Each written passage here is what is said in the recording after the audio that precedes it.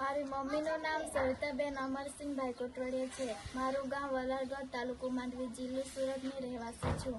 હું પહેલાં કાચા મકાનમાં રહેતી હતી. મને તથા મારા પરિવારને લોકોને ખૂબ જ તકલીફ પડતી હતી.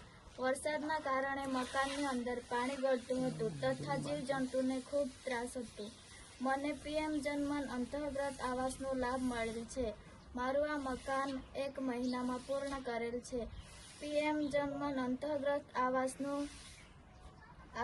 લાભ મળવાથી પ્રધાનમંત્રી શ્રીનો ખૂબ ખૂબ આભાર વ્યક્ત કરું છું.